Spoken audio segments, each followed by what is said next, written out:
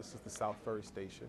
At least when I got here right after the storm, down on the platform level, the water reached the ceiling, which is probably about 13 feet high. The water came in, it had nowhere to go, and so it just filled up like a basin. And so these stairs actually sat in the water. The equipment in this enclosure controls all of the signals and switches, both inside the station and north of the station up to Raptor Street. And so this is like taking your computer and just dipping it in salt water, basically. Our engineering folks reached out to the manufacturers and said, listen, what do you think?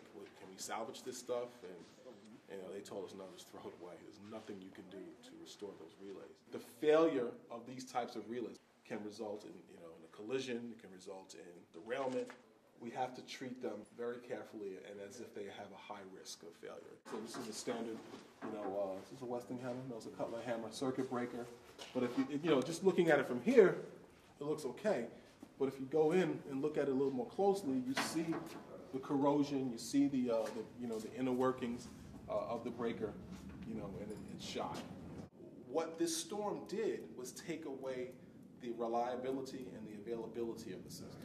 And then there's the labor. There's 25, 30 people a day that we're using to manually crank those switches. All the under-river tunnels that were exposed and sustained damage, we restored it, but now all of that equipment has to be replaced. The cables, fan plants, pumps that were used, that were submerged. You can't ensure reliability. And so that's why we need a lot of that money. We have to have the funding to replace all the equipment.